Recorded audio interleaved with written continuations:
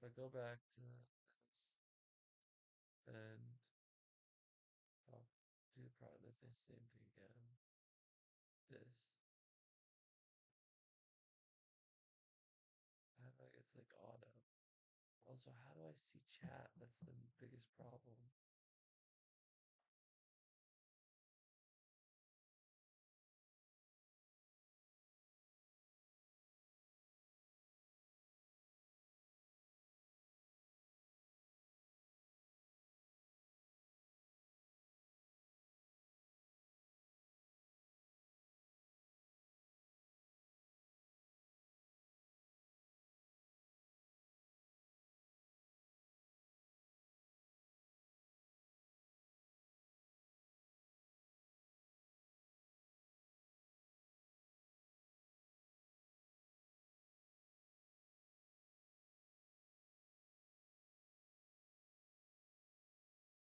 No, I didn't fucking mean to do that.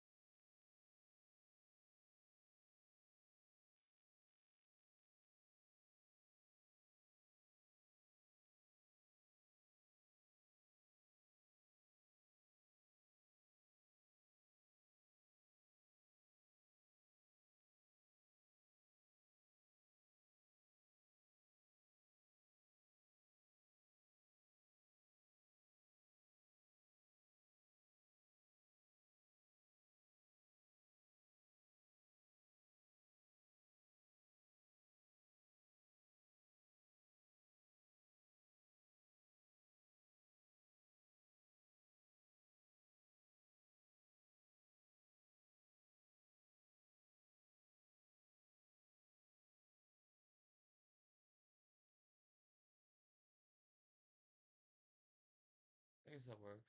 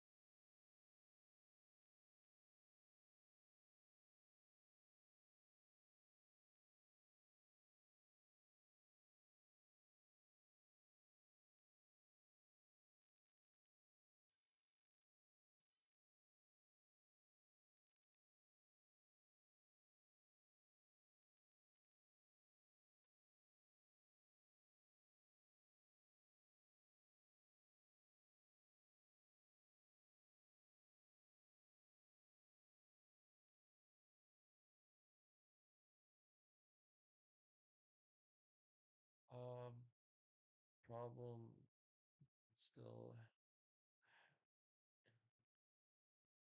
Oh, great. Thank you for the cheap viewers on u.2 slash I want to shoot myself food.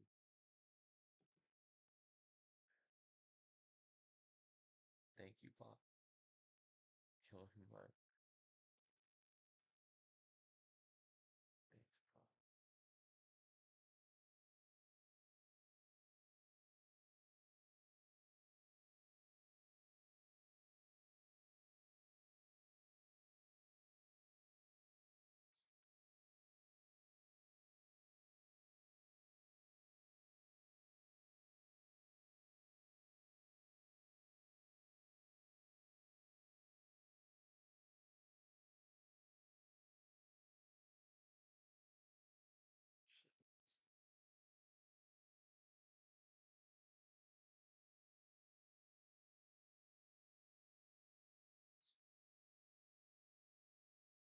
still have one viewer, and I'm very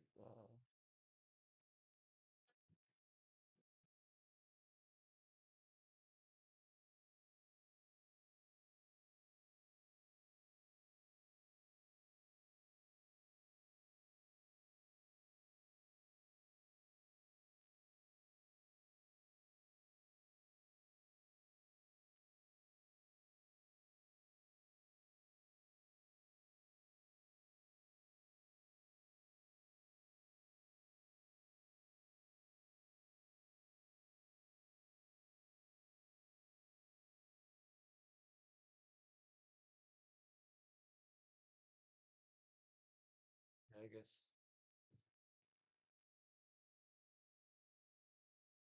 morning cat.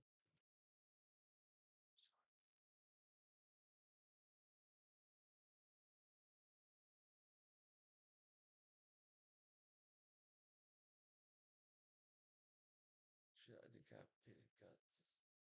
Oh, monster.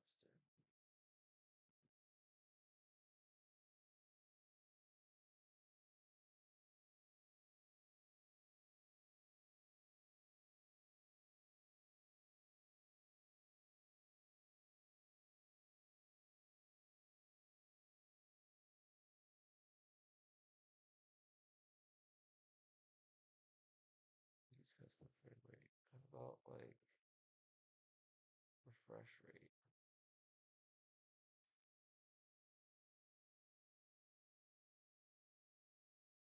Maybe that'll do. Oops.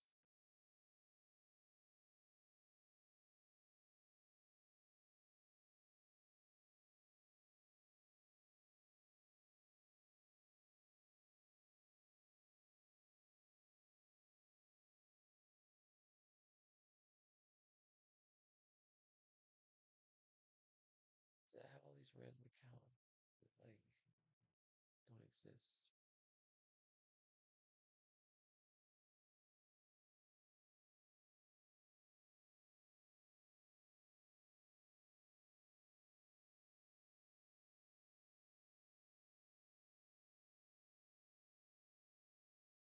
I know math is hard when you're an idiot, but like if you're a broke boy, just say so. Scanted.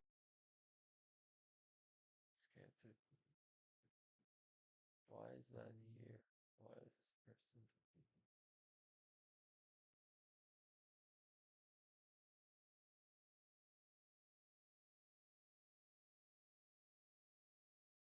Yeah,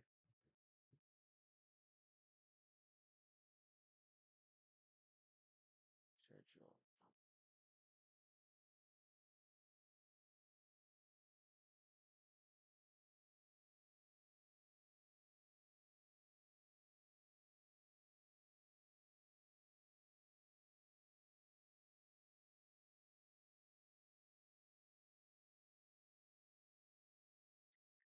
Oh,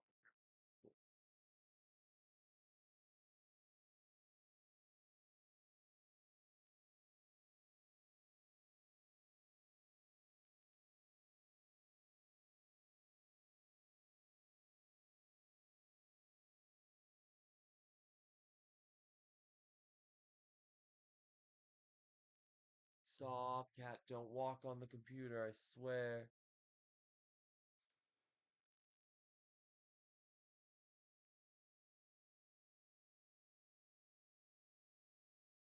Sources audio. Whatever. I'll just work on importing.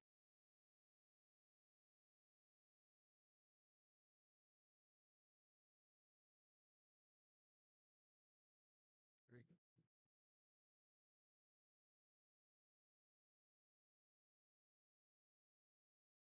No, that's 45. Damn. Sucks.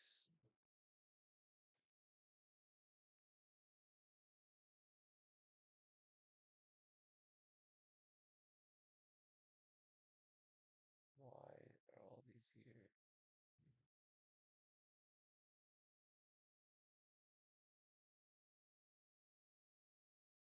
UBS를 생각하지 마. 이거 쓰는 거 아니야?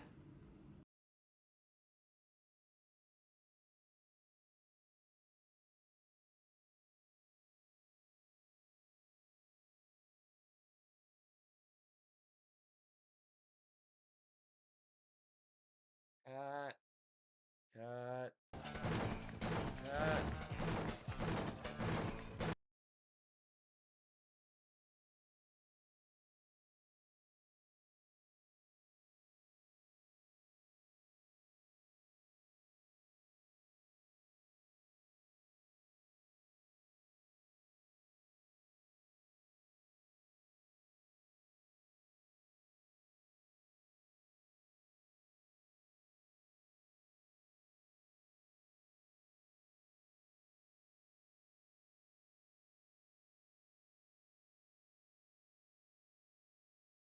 No, I want to do that. Man, Twitch is like really.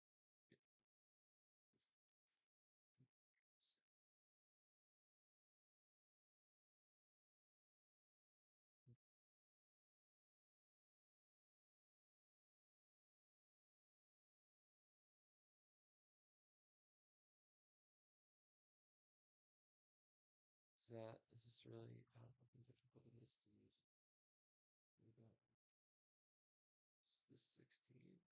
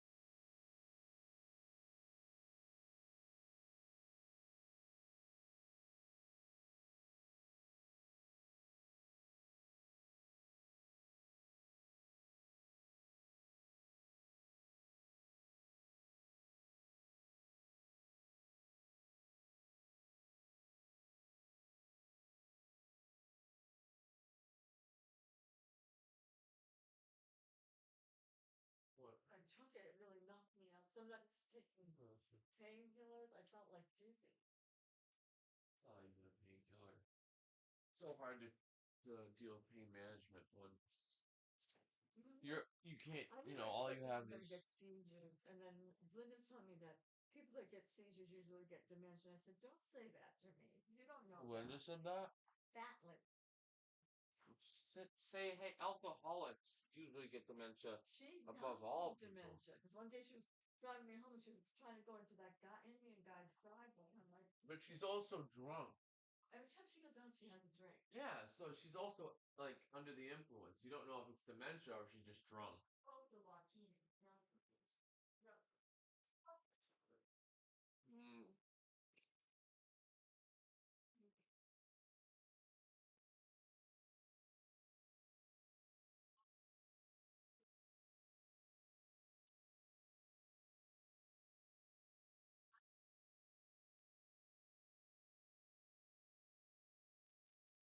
Because he doesn't care.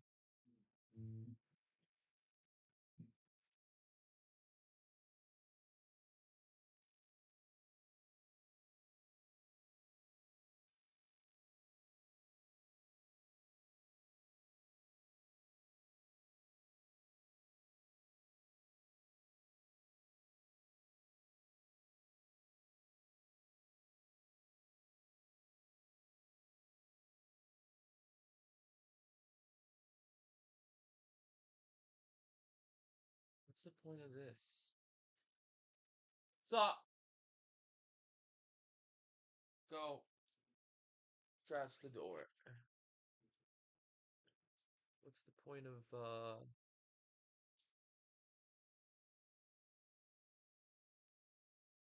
Stop! I heard you.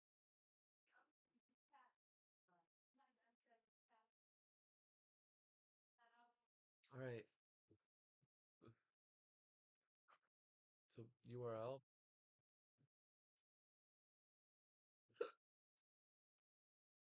Home.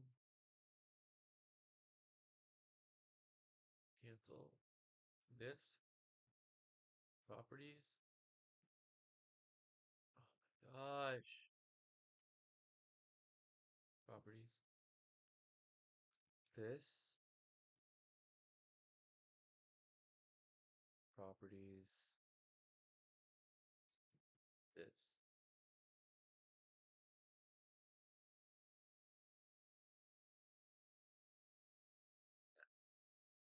That, yeah, that just fucks it up.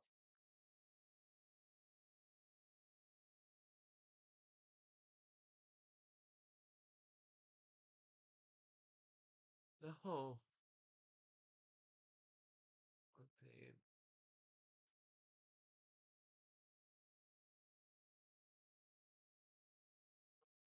Fuck. Well, I fucked everything up. Yep, revive your account. You're not real.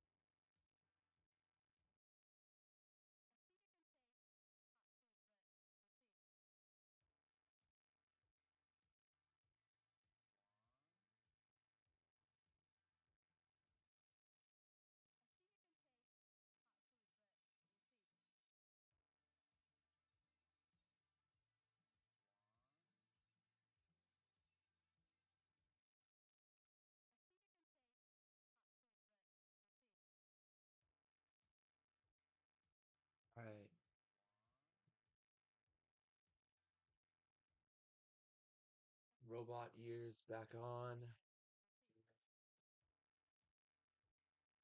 Backwards.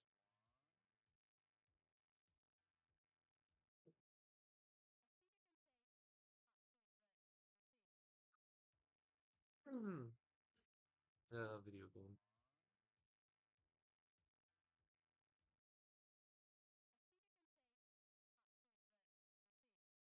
Loud mic, sorry.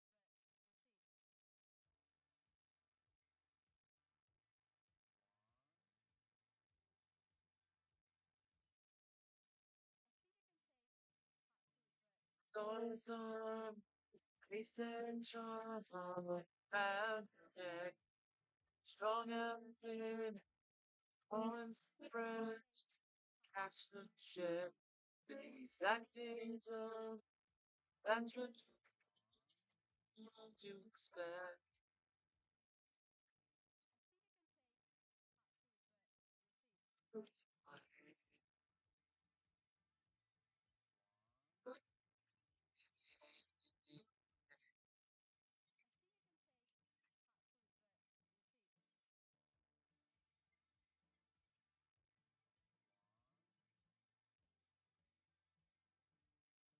Where it goes, everyone knows the reaction be. No trading here, got it. Sometimes I just caught in the eye.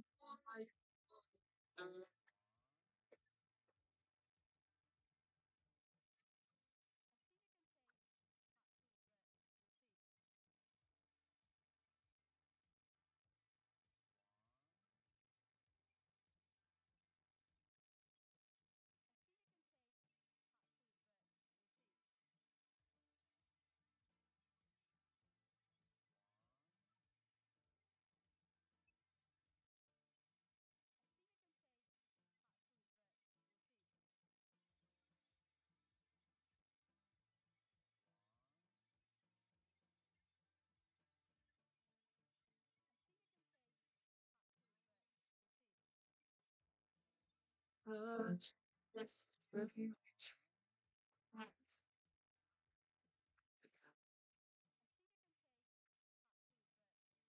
all 6 pallet jets flat in my teeth.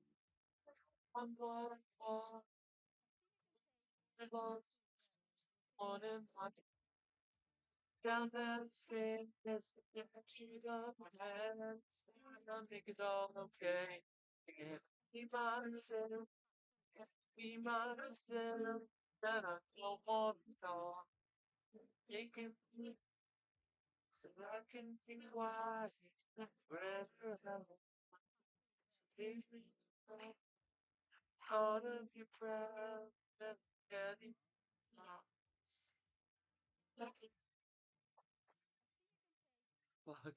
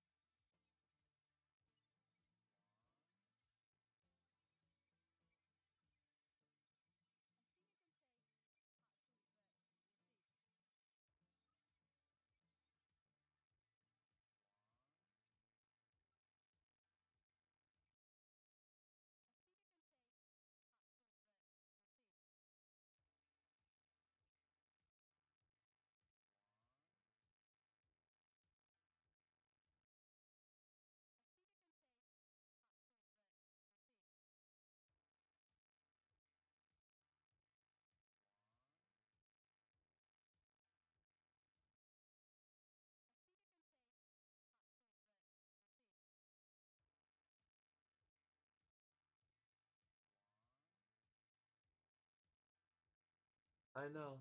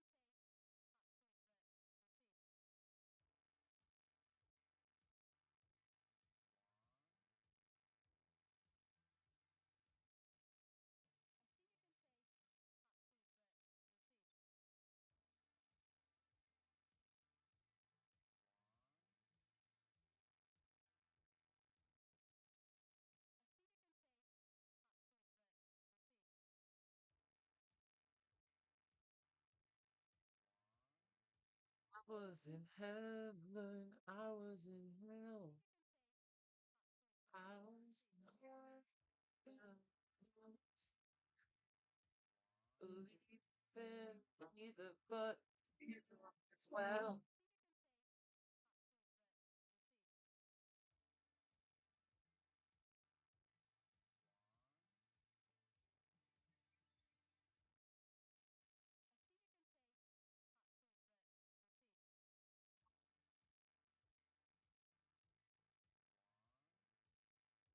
Oh shit, my food is gonna burn.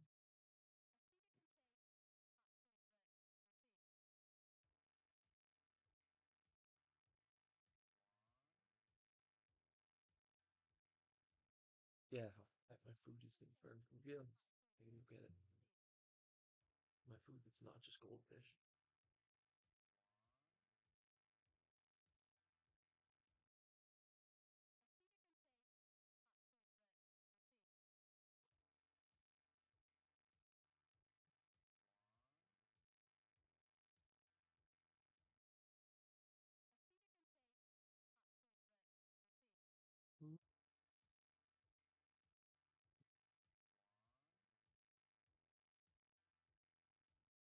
I'm gonna get it. I'm going to get it. Stop. Come on, just a little hit. Just smoke a little crack. Stop peer pressuring me.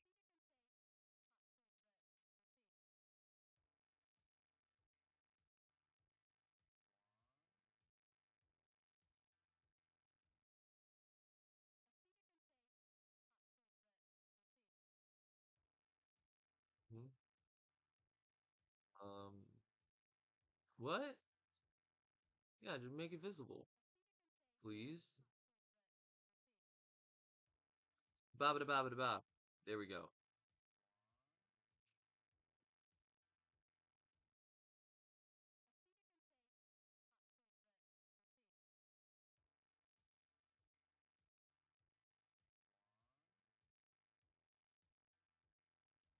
Uh, um, that's fucking unideal.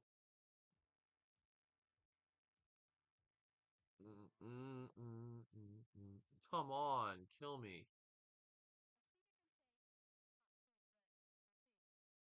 Oh, this sucks. Dude, this is so hard to use.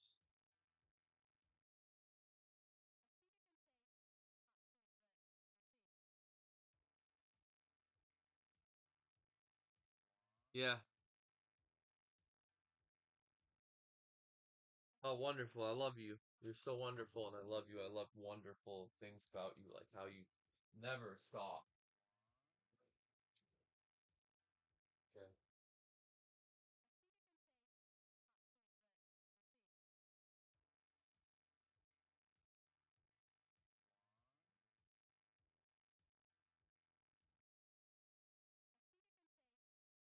That's great. I'm, But I'm proud of you. when I found the floor that day, I turned it look like no, all right. It's starting to get better. I cut my arms off, so I don't even have a pleasure prosthetic. Don't go in my room. Also, I have to get you next cigarettes. It was open at night. I don't know what you're talking about. Hey, kitty in it. I don't even clean the bucket. That bag is the kitty bucket down there. Just throw the whole bucket in. Yeah.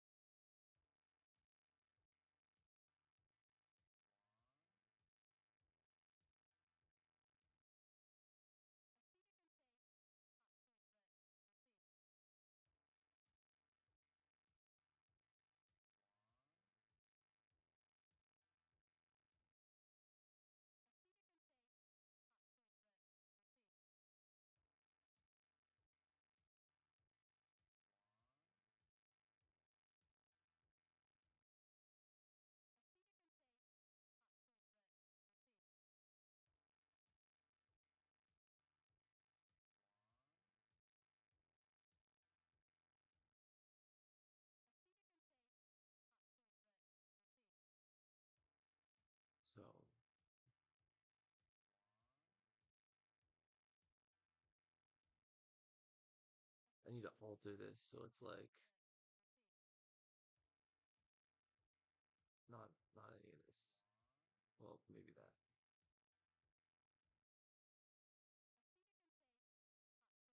How do I change it to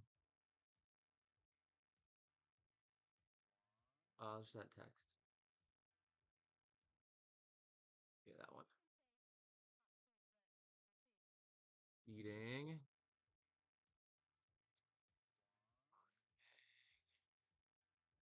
Mukbang. Oh, this.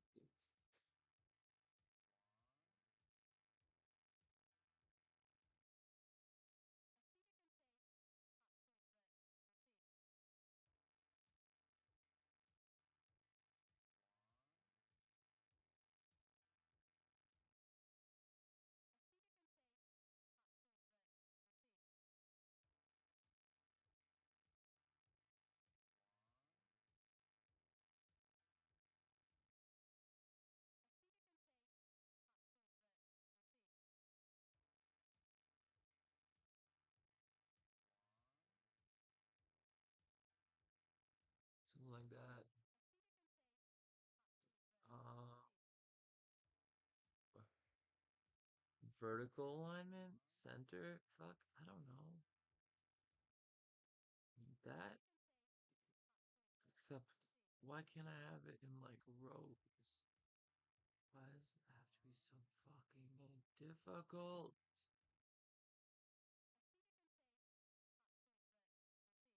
Holy shit. This is insane.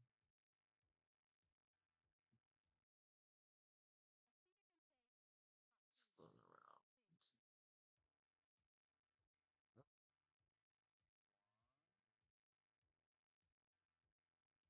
That, oh, it's so super fucking tiny.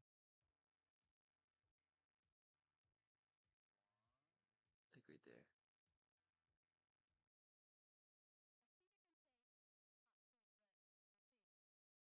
I can't even read it.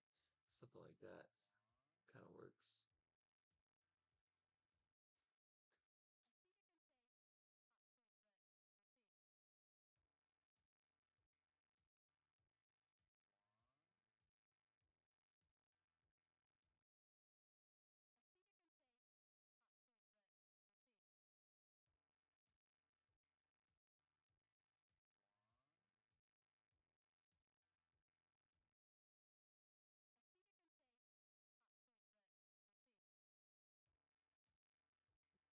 That fucking this fucking from five.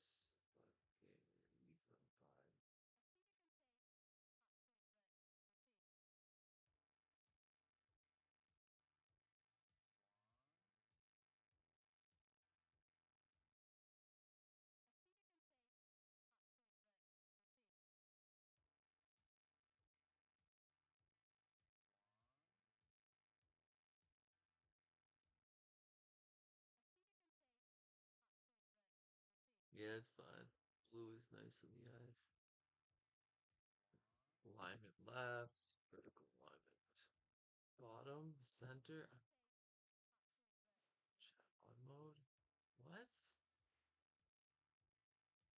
Fucking what? Chat log line limit?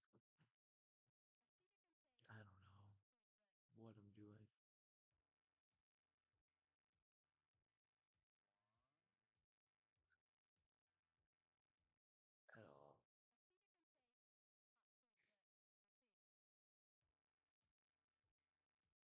Outline, on size. I don't know. You know what? I fucking I have brain damage. I can't do this. Unplug.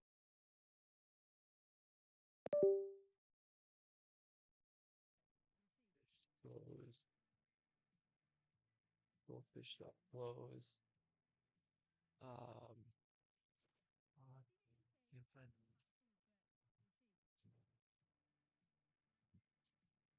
anything.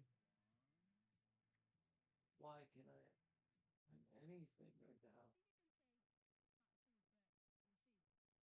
This is stupid. I'm stupid, guys. Why do I completely understand?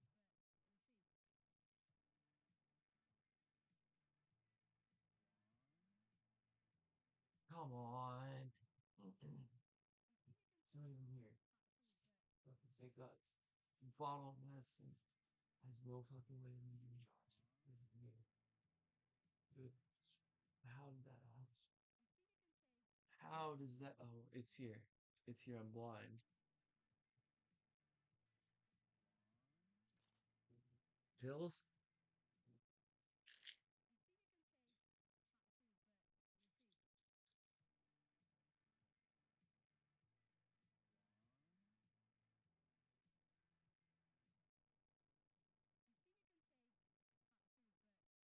That was like six.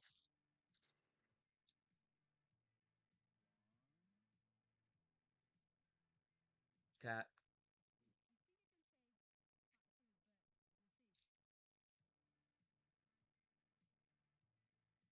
Like that.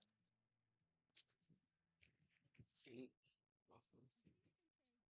Mhm. Mhm.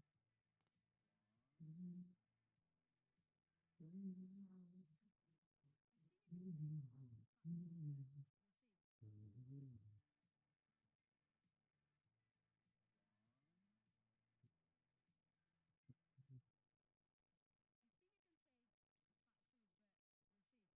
No, no,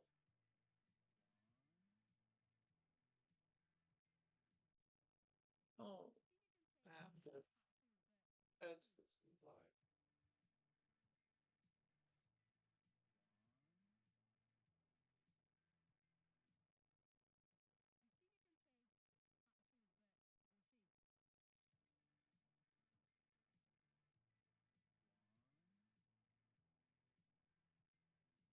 A bomb.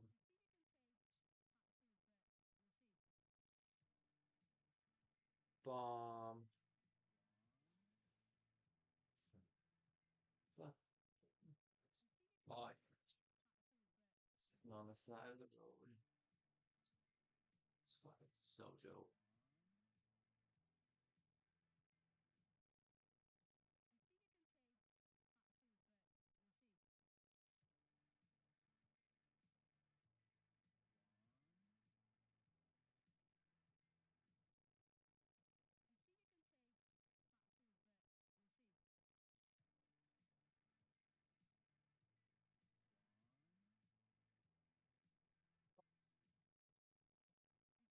Hunt. Wish. Wish I looked Australian.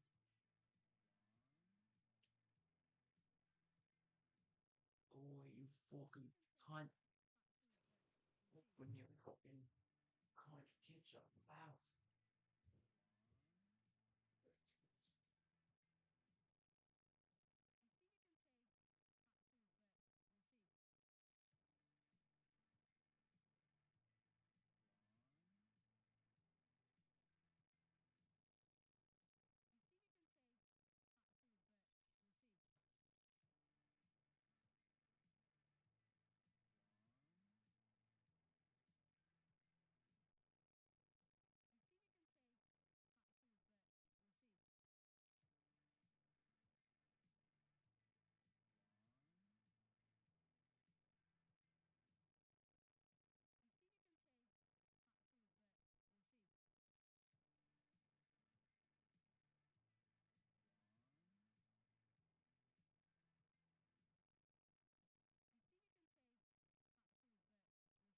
Mm. Dude, your nose is so wet.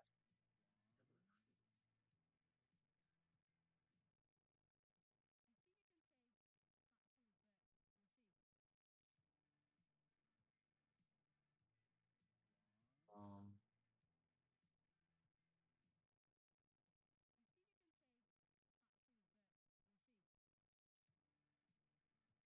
what?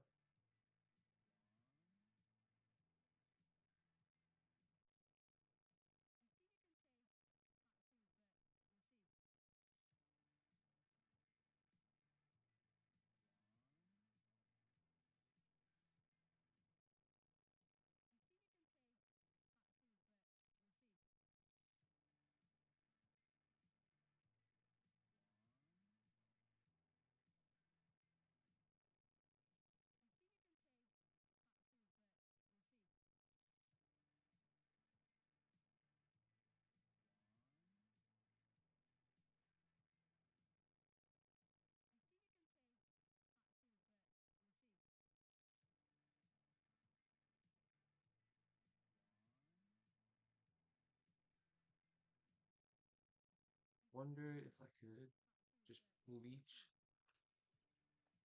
my way to Josh.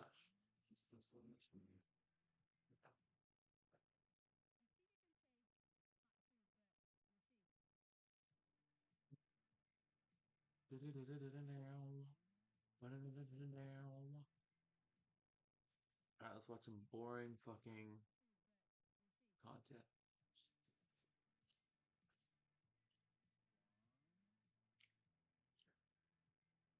Holy shit. Recreant? This kid looks 14, like my first video on YouTube was.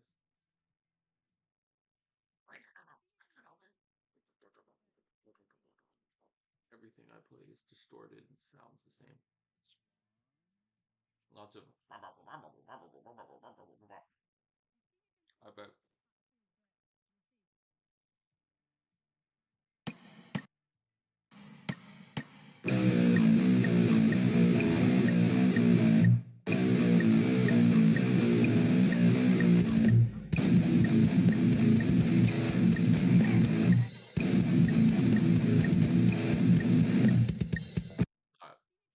I'll get it. 12-year-old likes metal.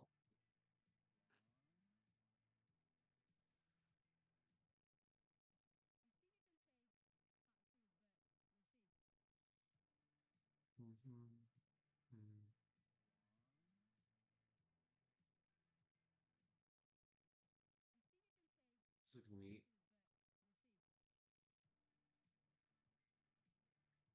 Hello, everybody. I just want to say this video is very special to me because Cowboy Bebop is very special to me. So I hope you enjoy the video. As always, if you want to check out the video in the original format, in the original way that I intended it, then you can check it out over on Patreon for all Patreon supporters. As always, link down below. It's not mandatory. It's just a way I can give back to people that want to support me in the channel. As always, I hope you enjoy the video. Cowboy Bebop has been every hipster's and pretentious art snob's choice for favorite anime since it was released. So is it any wonder that it's my personal favorite anime? Created by Shinichiro Watanabe, who also went on to create Samurai Champloo and Space Dandy, Cowboy Bebop stands as a melting pot of different genres that comes together to tell the incoherent stories of Spike, Jet, comes together to tell the incoherent stories of Spike, Jet, Faye, Ed, and Ein as they drift through the stars in search of their next bounty. Part Western, part sci-fi, part noir, part jazz concert, part mobster film, part murder mystery, part tragedy, Cowboy Bebop mixes a lot of ideas together, and somehow it mixes all of them with proportions that just work. It truly is fascinating to watch, as you never really know what to expect from the next episode. A lot of people, myself included at one point, don't really get the point of Cowboy Bebop or why it's so special. So they see it as an okay show that gets a lot of undue hype and praise. And you are free to interpret the show that way. But how I interpreted this show was a story of people unable to move on with their lives, drifting from day to day without meeting until their pasts catch up to them each in turn. Look, what I hope to do with this video is to help you guys appreciate the show in a way that you might have not before. Convince people that are still on the fence about watching it or not to go and watch it, and to convey just how damn much I love this show. Also, I should say there are spoilers ahead because it is impossible to talk about the point of the show without talking about the plot. Told as a collection to talk about That's meow. the point of the show without talking about the plot. Told as a collection of short, self-contained stories, the show generally follows a set structure. The crew of the Bebop receives a bounty. They go on a mission for said bounty. Complications happen. Something goes horribly wrong. Target usually either dies or the crew has a change of heart. They don't get the reward, and they end up back on their ship right where they started. And it all gets tied up with a nice little bow and a title card saying, "See you, Space Cowboy." And that end title card is so important. Now, when you boil it down to its base elements like that, it can be a little bit dangerous because you might miss the point of the show and some spooky shit can happen, like misinterpreting what the show is about. And that's when you get things like the Netflix reboot. Spooky! The attack of the horrible alien! But what is the point? Unlike most shows, the stories of our main cast have, for the most part, already happened. Jet was double-crossed and lost faith in the ISSP, leaving the police force to become a bounty hunter. Faye was put into cryosleep until a cure could be found for her, and after she awoke, she had no memories and a massive debt to pay. Ed was abandoned at a young age and had to learn how to fend for herself. And Spike was a grizzled hitman inside of the Red Dragon Syndicate. And then he fell in love, made a daring escape from the syndicate, faked his own death, and then was betrayed by the one he loved. Any of these plot lines would be the main focus of any respectable normal show, but here, that's all in the past. These events have already happened by the time we catch up to our crew on the Bebop.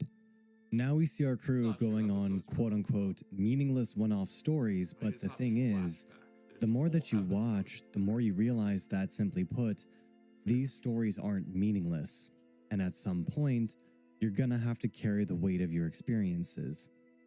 All of our characters are drifting through space, both physically and mentally, and while they don't like to admit it, these adventures leave their mark on the crew, and it has impacts on how they deal with their own pasts. And speaking of the past, the Bebop just so happens to be the place where all of them will have to face the sweet, sweet jazz music-filled past one way or another. Cowboy Bebop has two different types of episodes. One-off episodes, such as leaving a lobster in the fridge for so long it becomes sentient, and then picks off the crew one by one alien style. And big episodes, where every character must face their past each in turn for so long it becomes sentient, and then episodes, such as leaving a lobster in the fridge for so long it becomes sentient, and then picks off the crew one by one alien style. And big episodes, where every character must face their past each in turn, or be consumed by it. For Jet, it's a Ganymede elegy where he must face the lover that scorned him. Faye has a vital moment in Speak Like a Child, realizing that she's lost who she was. During the song Call Me, we see the experiences of all of the crew being concluded, including Ed and Ein, and a penultimate climax for everyone. Everyone except for Spike, who, well, you know what? We'll just come back to him later. Considering that these key episodes are vital for understanding the whole point of Cowboy Bebop, let's dissect them and find out why they work so well. Starting with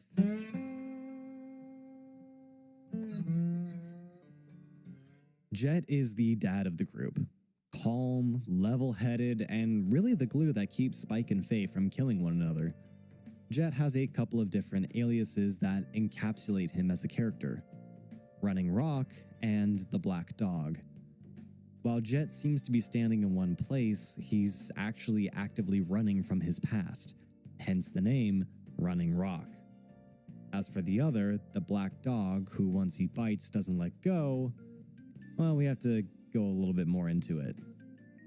Jen likes to play it off as though nothing from his past bothers him.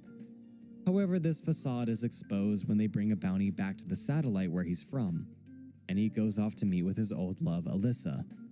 We find out that Alyssa left Jet with seemingly no reason. Just walked out one day before he came home from work, leaving only a stopwatch and a note saying farewell. Jet kept that stopwatch until it broke. And for him, that stopwatch literally represents that time for him has frozen. He's reliving that day again and again and again, unable to get closure. He doesn't let go. But for everyone else, they've moved on. Alyssa is seeing someone new and has plans to leave the planet with him. And as it turns out, there's a bounty on Alyssa's new love, Rint. You see, Alyssa borrowed money from a loan shark, and Rint, well, he accidentally kills him. Spike starts the chase, but Jet wants to do things his way.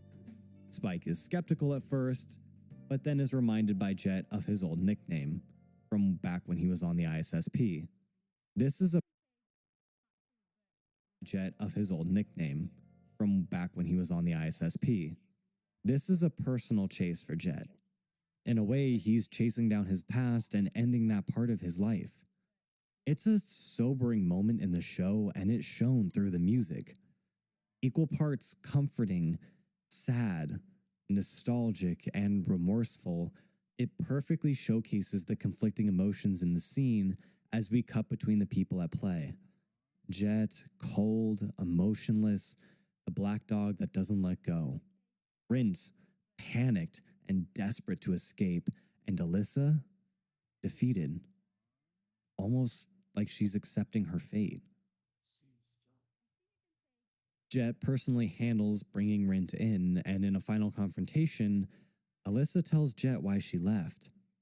She felt suffocated, like she couldn't have her own life because Jet wouldn't let go.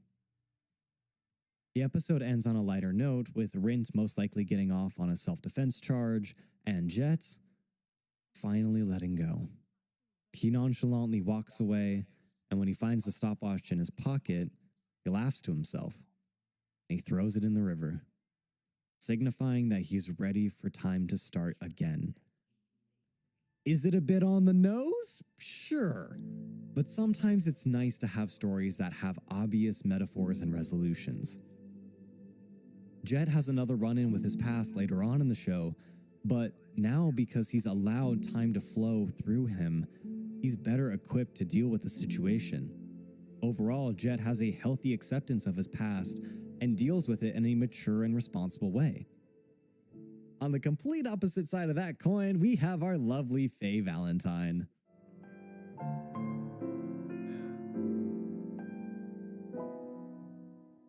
Faye is a little bit of an enigma. She plays it cool as a femme fatale, for most of the show at least.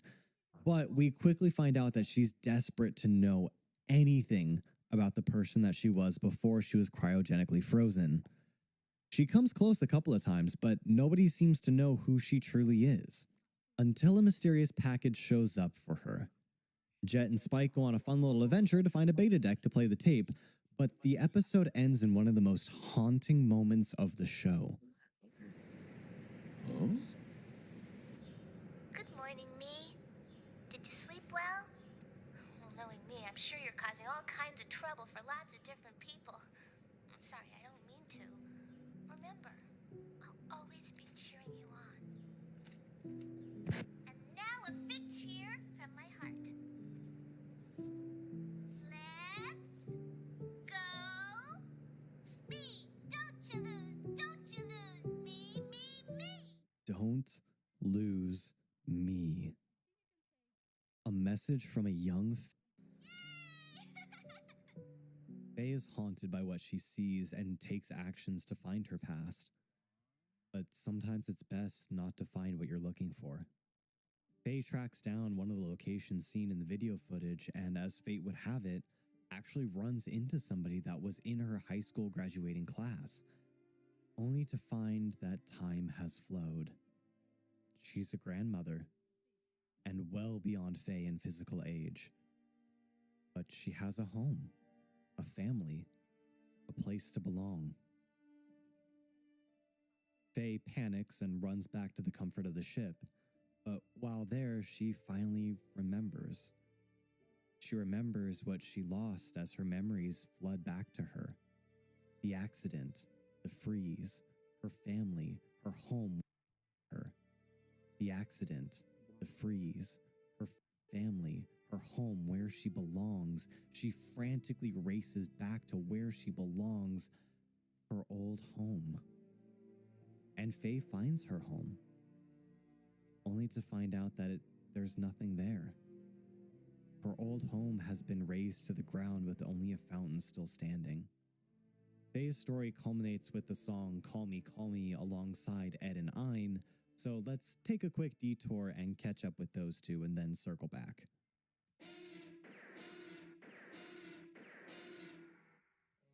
Edward joins the crew as a bit of a misfit, a kid with a massive intelligence, but also half feral. She has no past. We know nothing about her, and nothing seems to bother her. She is a complete whiplash in tone from the rest of the crew, outside of Ein, that is. The data dog that is hyper intelligent, but is also still a dog and can't speak. The duo is so drastically different from the rest of the crew. Zany, carefree, and completely off the wall. I initially hated them. I was so annoyed by their antics and thought they were the worst part of the show. But then something happened. They became a constant in the show. Since the two weren't tied down by their pasts, they offered something different to the rest of the crew that I think they needed. Things all change when Edward runs into her father. As it turns out, her father is a complete airhead that abandoned her at an orphanage at a young age. When he pops back up again and offers for her to come back to him, he immediately gets distracted and leaves again. And that's when we finally come back around to Call Me, Call Me. As the music begins, we see Ed give Spike a pinwheel, and Ein senses what's going on. Ein gets torn between staying with the crew and chasing after Edward, but he chooses to chase down Ed. Jet looks around the ship after making food for everyone to find no one. Eventually finds Spike on the bridge overlooking the deck of the ship, where Ed's adorable goodbye message has been scrawled onto. We see Faye despondent as she realizes that holding out hope for her past was futile. Her past is gone. The moment that crushes me is when she draws out where her bed once was and lays down looking at the fading sunset while Call Me builds in the background, highlighting her despair and longing for a place to belong in the universe. And meanwhile, we see Ed and Ein reunite and run off to live their new lives as two shooting stars fall overhead as a subtle callback to Jupiter Jazz. And then we see Jet and Spike wordlessly eat all of the eggs that Jet had made for everyone, now gone. Eating slowly at first and not even looking at each other or saying anything, only to eat more and more frantically as if to stop the pain that they are both feeling as the rest of their crew has left them. As the chorus of the song kicks in and the emotional weight of everything just hits you, as the last image that you see of the episode ends is the pinwheel that Ed had given to Spike, haphazardly attached to the front of the bebop. And you realize how much Ed and Ein meant to the show, meant to the crew, and meant to you. But you never know what you love until it leaves, I guess.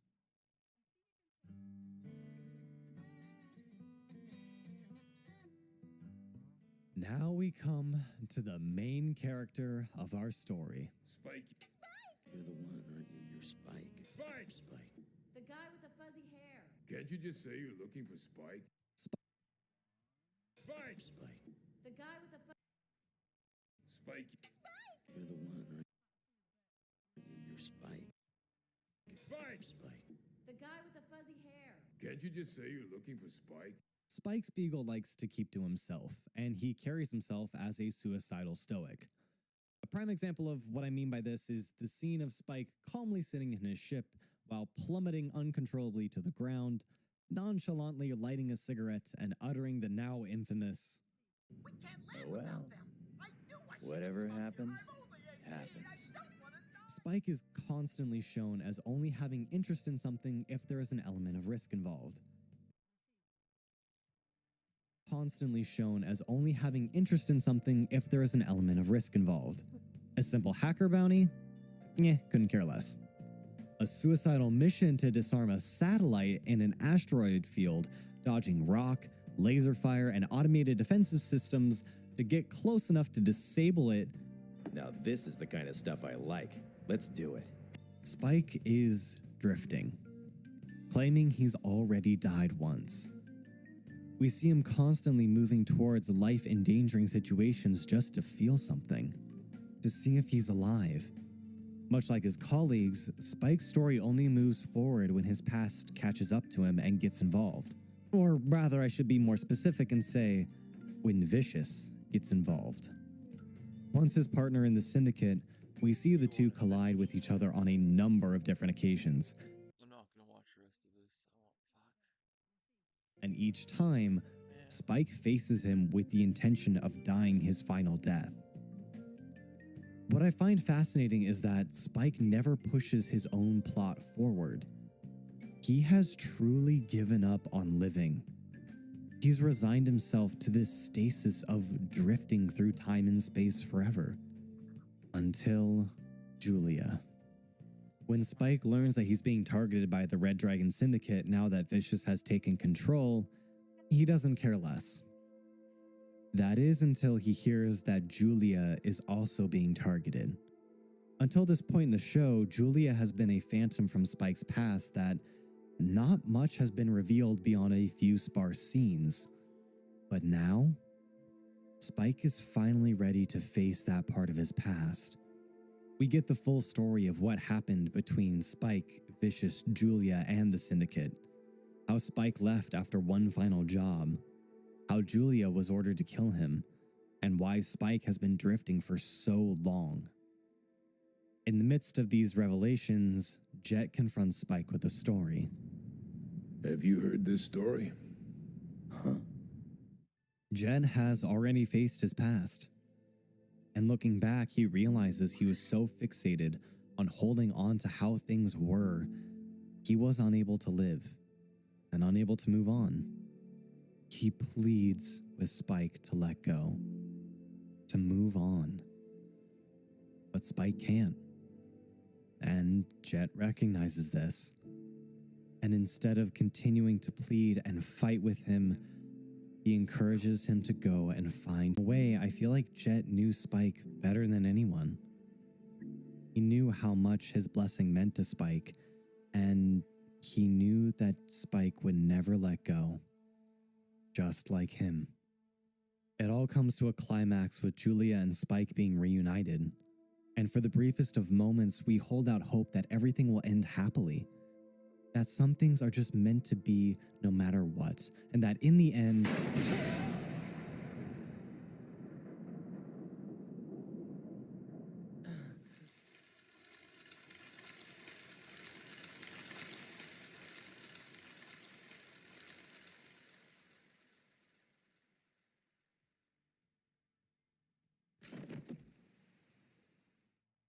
we don't hear Julia's last words. And the sudden whiplash of the moment pulls us out of the action sequence that precedes it. What was once an episode filled with a hopeful crescendo shatters. The episode becomes still. Spike ends up back on the Bebop, just like every other time after a routine bounty. But this time, Spike tells Jet a story instead. Ever heard this story? Huh? The two share one final joke and laugh, and then Jet rips out all of our hearts with a question. Hey, Spike. Yeah? I just want to ask you one thing. What's that? Is it for the girl? He knows Spike is going to die his final death. He knows that this is Spike saying goodbye, and he doesn't stop him. Unexpectedly, Faye is the one that tries to stop him instead. Faye realizes that her place of belonging was with the ragtag family she found on the Bebop, with Ed, Ein, Jet, and yes, even Spike. But when she comes back to the Bebop, she finds Jet shot, Ed and Ein gone, and Spike leaving on an assisted even Spike. But when she comes back to the Bebop, she finds Jet shot, Ed and Ein gone, and Spike leaving on an assisted suicidal mission. It's the second time that she's had her home ripped away from her, and this scene chills me every time. Why are you going? She already knows why he's leaving. She knows where he's going, but she begs him to stay all the same. We finally see Spike's depression rear its head for the first time as he tells her, I felt like I was watching a dream I'd never wake up from. Spike knew that he was drifting.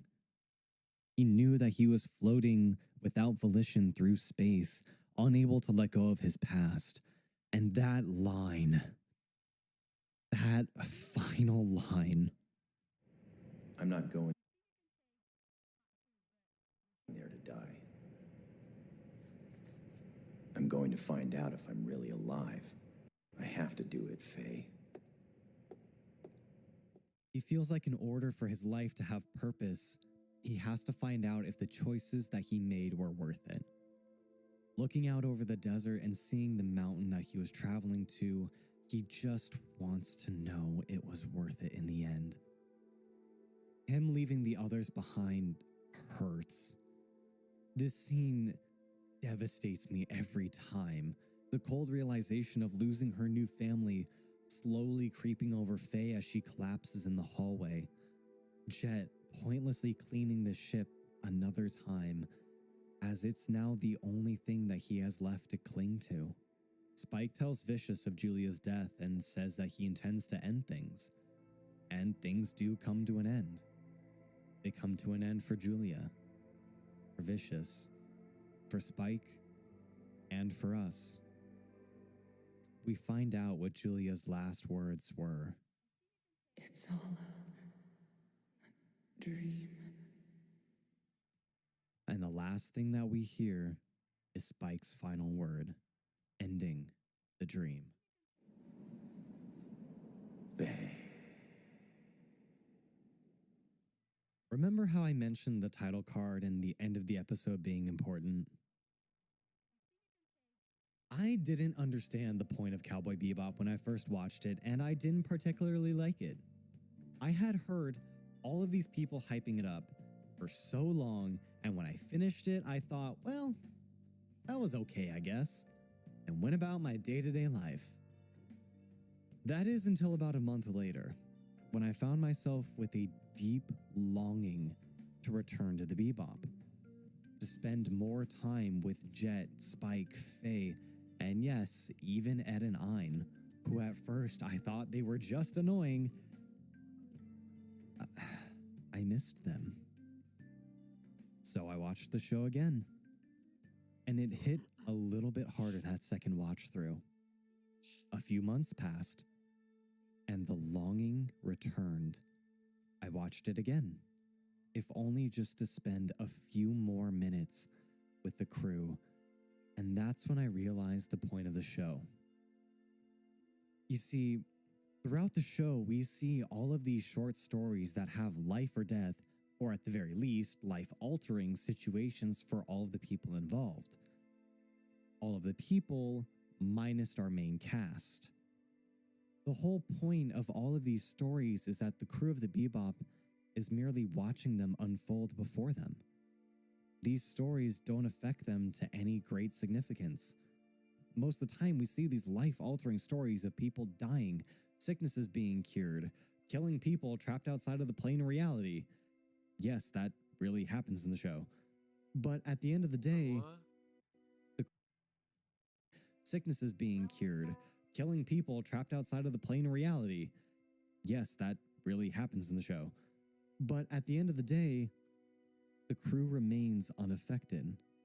Back on the ship, no money for food, just another day drifting. Or so we think. While the show doesn't have a traditional overarching story that we constantly get updated on each episode, we see our crew go through these one-off adventures, and little by little, we watch them grow.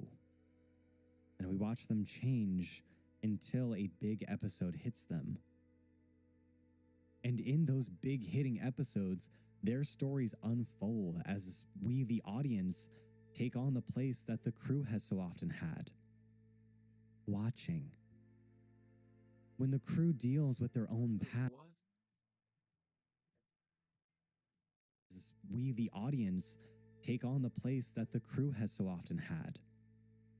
Watching. When the crew deals with their own pasts, the episodes have a very different feel and tone to them. And to hammer them home even more, they have a different end card than the standard "See You Space Cowboy." Well, except for Jet. When Spike faces his past during Jupiter Jazz, we get "Do You Have a Comrade?" A double meaning for both Gren in the episode and Spike moving forward. When Faye finds out where she belongs is different than what she thought, as well as Ed and Ein leaving the crew to start their new lives, we see "See You Cowgirl, Someday, Somewhere," pertaining to both of them. And finally, as the roles are changed around one final time, we see the end of Spike, Jet, Faye, the story of the Bebop. We are left with one final message. You're gonna carry that weight.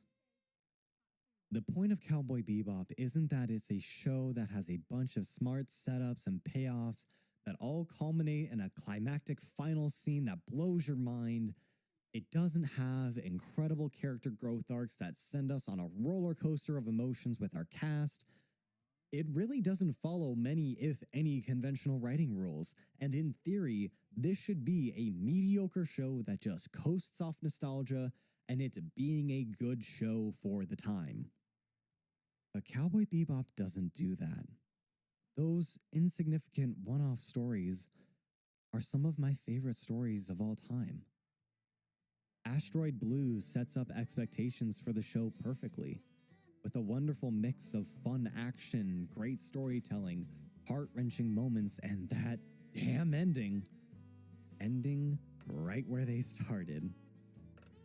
In Waltz for Venus, watching a brother do bad things to save his dying sister, asking for mentorship from Spike and ultimately showing how good his heart really is by trying to save a complete stranger, culminating in Spike using the rewards from the adventure for medicine for the sister so she can heal, ending in a final gut punch of a line as we then watch Spike walk outside and look up at the snow, or rather the pollen that caused the illness for the sister in the first place.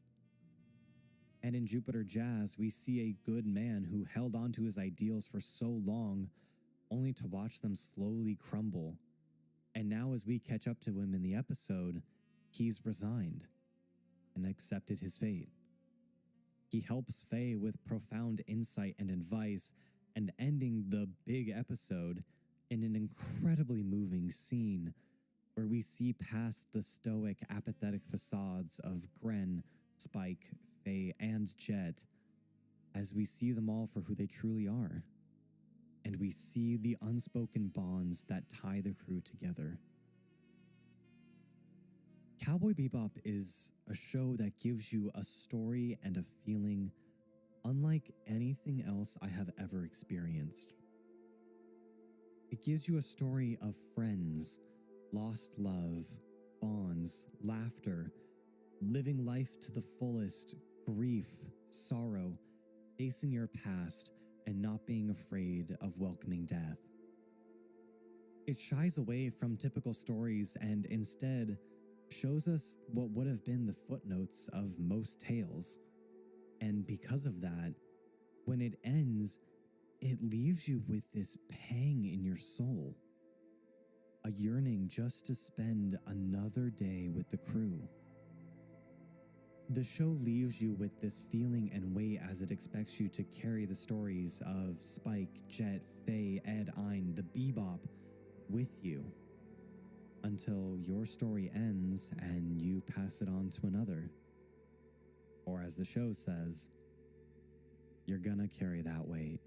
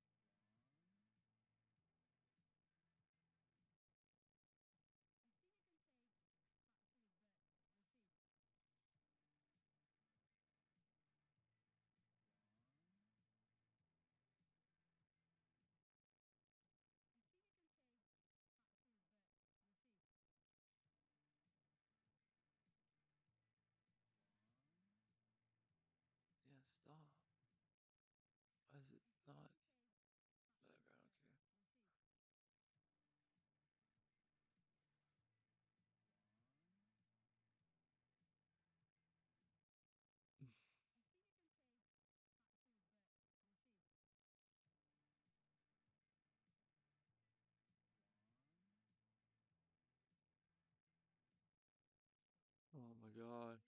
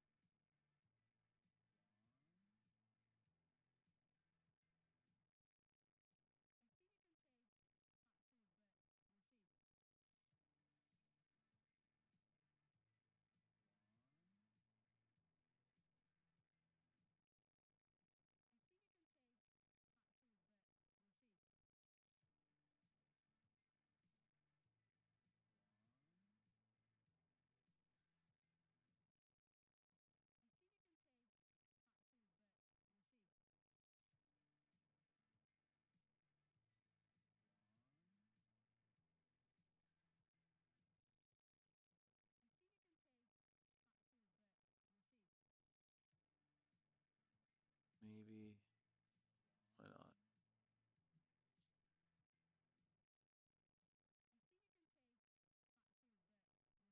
It's likely that millions, perhaps billions of people have at one point or another felt the desire to not exist.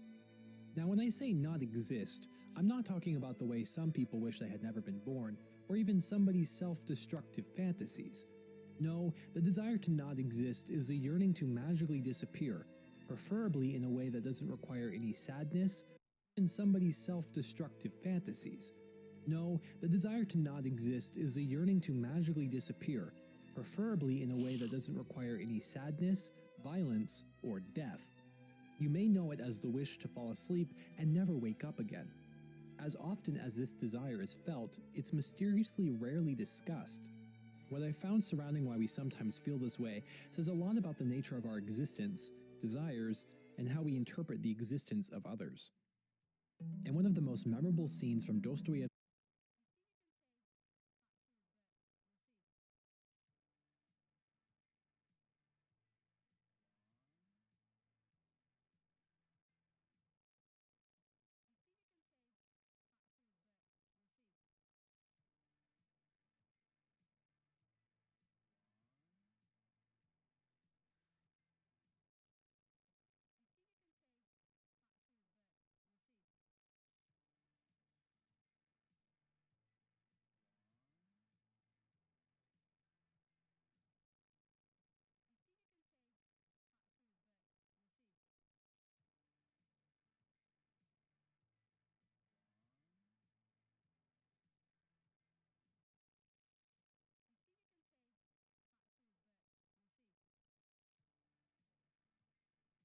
Oh, come on.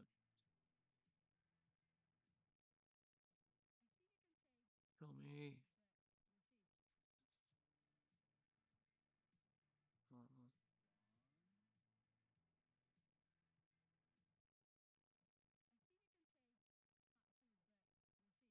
What's the name of that song again?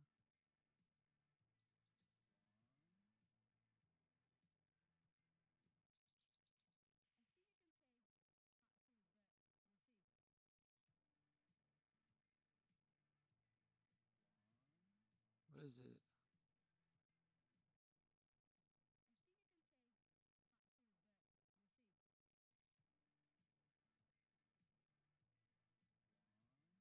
Wait for me.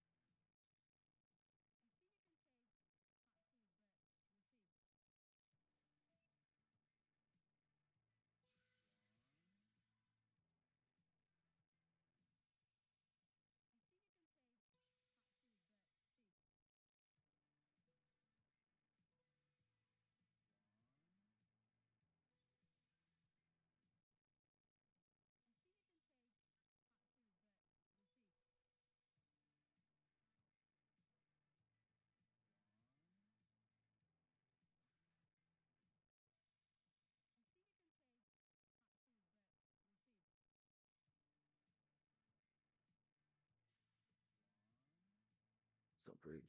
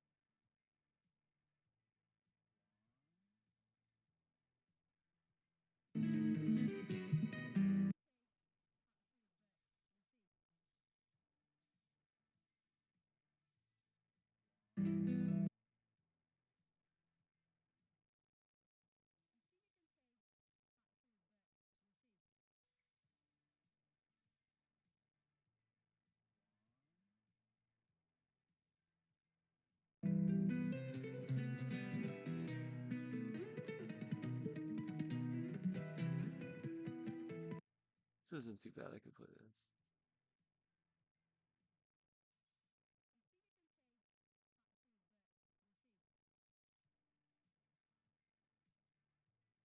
Dostoevsky's novel, The Brothers Karamazov. A monk and an atheist walk into a bar. They're brothers, Karamazov to be exact. What ensues is a debate about the existence of God, albeit an unconventional one. In our world, nobody escapes the torture of daily pains and disappointment. Even children suffer in horrific extremes. Thus, God, the elder of the two brothers maintains, must be evil to have introduced us to such a world. Any promises of paradise after this life are just taunts. Life is but a cruel angel's thesis. It's not that I don't to have introduced us to such a world. Any promises of paradise after this life are just taunts. Life is but a cruel angel's thesis. It's not that I don't accept God, I just most respectfully return him the ticket, he says. Ivan Karamazov rejects all notions of God's goodness, but even further than that, we can interpret that for Ivan it is not so important to contemplate whether or not God exists. The question that must be asked is whether or not we want to exist in a world like this one. This idea would be repeated by Albert Camus, who famously made the remark that in deciding whether or not one should kill oneself, one answers the fundamental question of philosophy. When we think of the desire to not exist, we usually imagine something akin to this kind of thinking. The idea that life is meaningless and insufferable is a popular one. However, when compared the idea that life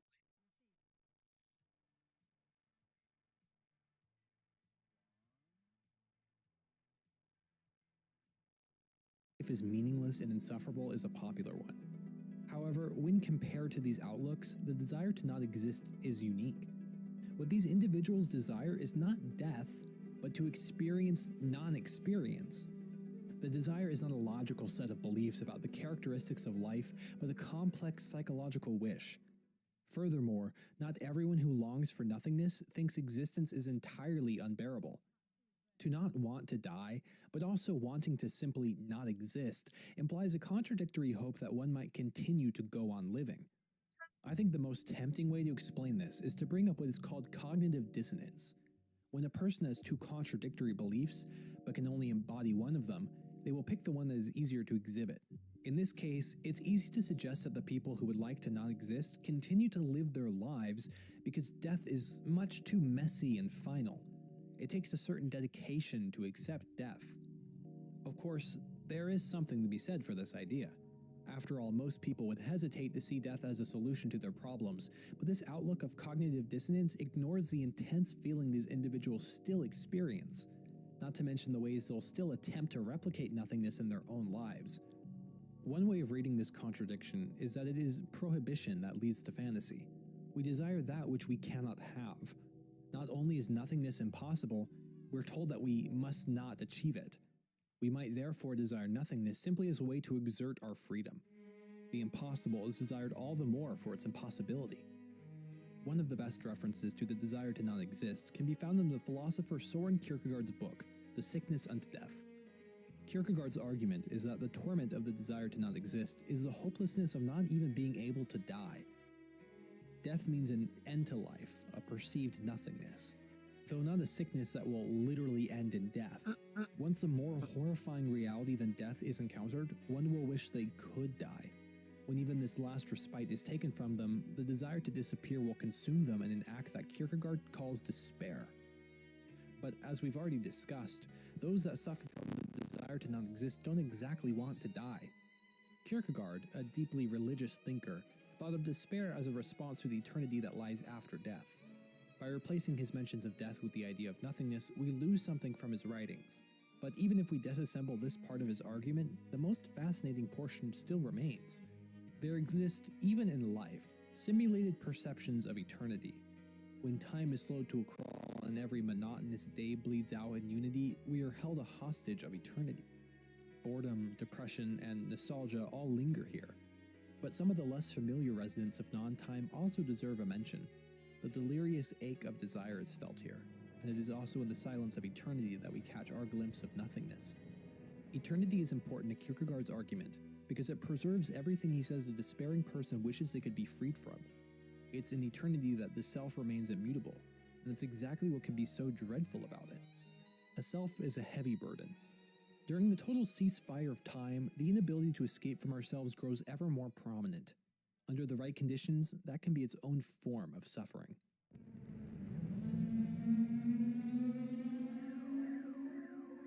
At a first glance, the anime Neon Genesis Evangelion appears to be about angsty teens piloting giant robots as they fight otherworldly entities referred to as angels. But in reality, the show is about one 14-year-old boy's fight with his desire to not exist. Of course, spoilers ahead. Each of the main characters suffers from an intense existential loneliness. However, it's in Shinji, a character modeled after the anime's creator, that we... Spoilers ahead. Each of the main characters suffers from an intense existential loneliness. However, it's in Shinji, a character modeled after the anime's creator, that we find the show's depiction of this desire. Episode 16 is even titled The Sickness Unto Death, in reference to Kierkegaard.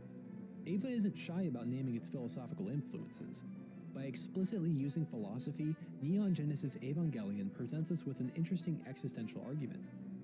In order to understand that argument, we need to take a look at the ideas of the philosopher Arthur Schopenhauer, another one of the